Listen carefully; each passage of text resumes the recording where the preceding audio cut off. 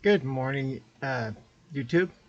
This is Don V with Truth Be Told. A couple more stories for my subscribers. One of them is just a little short video uh, of a reporter that was found deceased, supposedly of, or allegedly of suicide.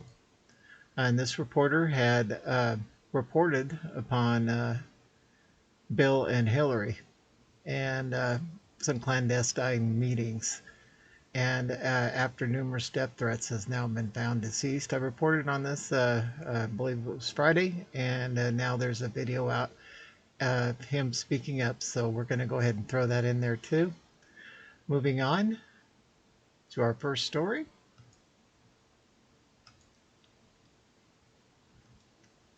It says, eco-terrorist letter received by the Forest Service was sent by Biden's BLM management nominee. Boy, this loser, he doesn't care who he puts in there. The more crooked, the more he wants them in a good public position. A past link to an activity described as ecoterrorism should disqualify Biden's nominee to head the BLM, according to a Republican senator. Senator John Barrasso of Wyoming responded critically to nominee Tracy Stone Manning's role in sending a threatening letter on behalf of the environmentalist group that committed tree spiking crimes in '89. Tracy Stone Manning collaborated with eco-terrorists, Barrasso said, according to the Daily Caller. She worked with extreme environmentalist activists, who spike trees, threatening lives and livelihoods of loggers. Now, when they spike trees, it's extremely dangerous. If a chainsaw should hit one of those spikes, the chain could break and just cut this guy in half. So it's just terrible that this person allegedly was involved in this. It says, while she was given immunity from prosecution to testify against her companions in court, her actions were disgraceful, he said.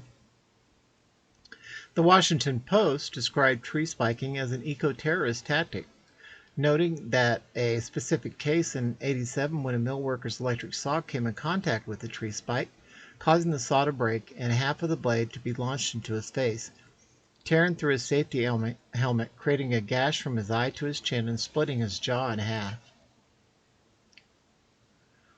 The post-tree spiking as among the most vicious of the strategies used by activists opposed to logging. But while the tree is still in the forest, the spike is driven in an angle so the head is hidden in the bark. It can shatter a chainsaw on impact, sending pieces of razor-sharp steel flying, the Post reported. Scores of serious injuries have been reported from logging industry workers whose saws came in contact with unknown spikes placed in trees. Stone Manning was given legal immunity in '93 to testify against fellow environmental activist John Blount, according to the Daily Caller, which based its report on court records. Stone Manning told the court that in '89 she sent the Forest Service on sent him an anonymous letter claiming that the tree spikes awaited loggers in an Idaho forest. Part of the letter warned of sabotage and read, "P.S. You BS, go in there anyway, and a lot of people could get hurt." The letter said a total of 500 pounds of spikes measuring 8 to 10 inches in length were placed in the forest to block upcoming sale of the land for logging. The cells were marked so that no workers would be injured, and so that you a-holes know that they are spiked, the letter stated. "I would be more than willing to pay you $1 for the sale, but you would have to find me first, and that would be your worst nightmare."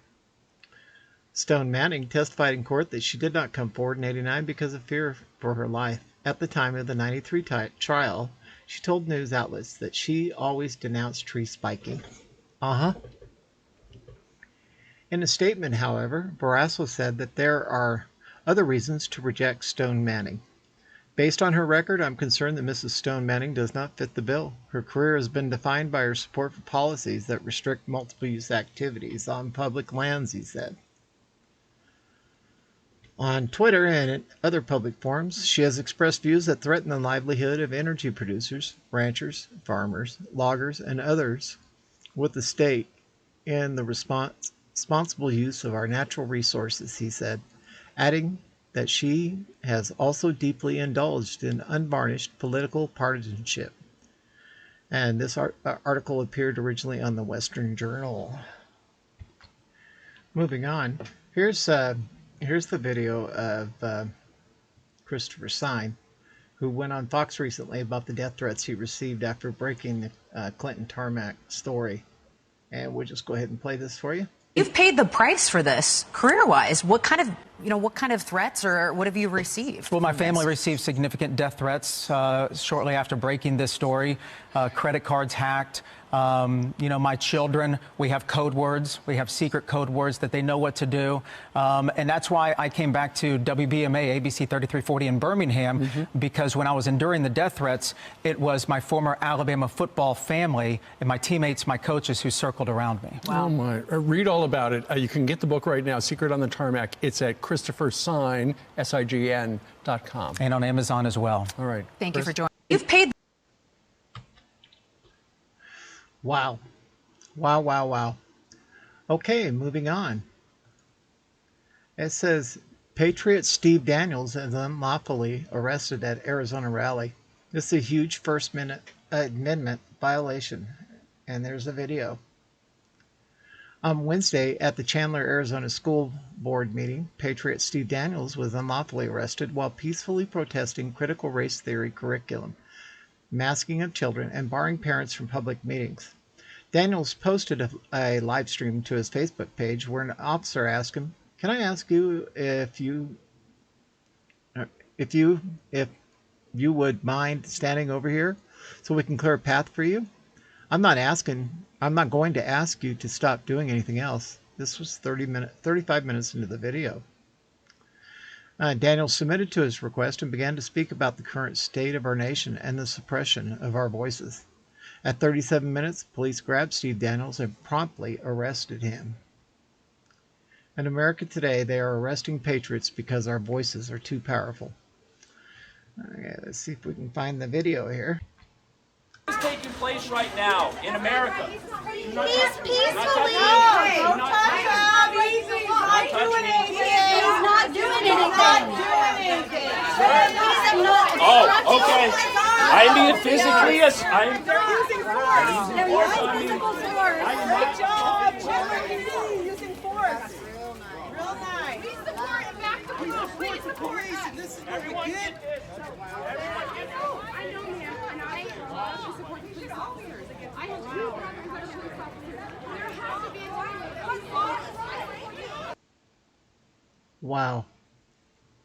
Did you ever think that the state of our nation would be like this, where somebody who hasn't done anything would be arrested like this? It's just a matter of time till it gets worse. But we can definitely think that God the Father and the Son, Jesus, and His Son Jesus Christ, are totally in control of what's getting ready to happen in America. So all you patriots, all you Christians, just continue to pray hard and pray that the right things are done and that God shows mercy on our country. All right, moving to the next and last story. It says top DOJ national security official reportedly resigned amid news of seizures and gag orders. John Demers, the Department of Justice, DOJ, top national security official, is reportedly resigning amid news that the department issued seizures and gag orders to obtain records from the press and Democratic lawmakers. Whoa. Demers will leave by the end of next week, a DOJ official said, according to the Associated Press. U.S. Attorney of the Eastern District of New York, Mark Lesko, will reportedly replace Demers, according to the official. Democratic California Reps Adam Schiff and Eric Schauwel, who sat on the House Intelligence Committee, were targets of subpoenas sent to Apple to obtain metadata, approved in 17 and 18, according to the New York Times. Staffers and family members were also reportedly subpoenaed and a gag order was used, meaning Apple couldn't inform the congressman of the situation, the NYT noted. Deemer's upcoming resignation comes just after Senate Majority Leader Chuck Schumer pushed for the national security official to appear before Congress. Schumer threatened to subpoena if Deemers didn't voluntarily appear, according to the AP. Deemers had led the DOJ's National Security Division since February of 2018. This division was involved in the various leak investigations under former Prez DT, the AP noted, or added. The DOJ also employed gag orders on journalistic companies in an effort to hunt down leaks. The NYT reported June 4th that the 45's administration and JB's administration used gag orders in an effort to prevent newspaper heads from revealing a leak investigation surrounding former FBI Director James Comey. 4 reporters working for the New York Times had their emails subpoenaed by the DOJ amid their investigation. Phone logs for the Washington Post reported were also seized during 45's administration, as was the email logs for a Communist News Network reporter, according to the New York Times. The DOJ announced it will not seek compulsory legal process in leaked investigations to obtain source information from members of the news media doing their jobs. One day after the news of the New York Times gag order, the DOJ's new stance came after Biden declared he won't let it happen when asked about such seizures in May. Absolutely, positively, it's wrong. It's simply wrong, Biden said at the time.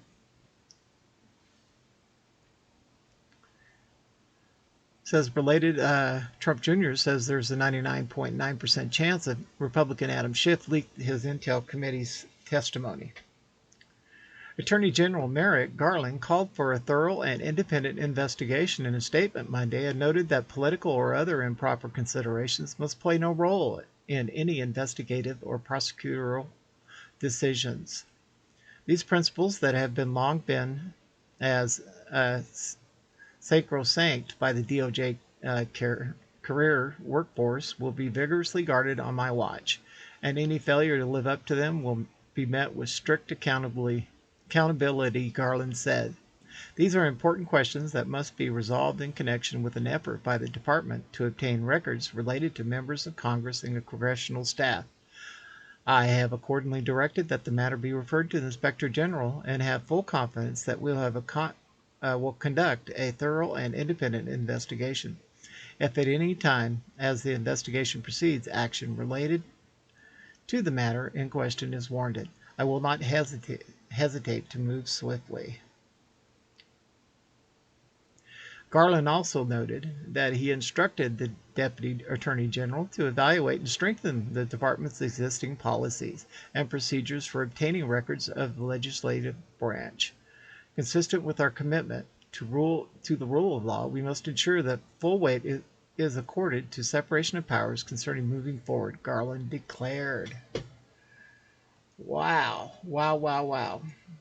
At any rate, some interesting things are going on in our country, and all I can say is enjoy the show, because it's only going to get more and more revealing as time passes. At any rate, this is Don V.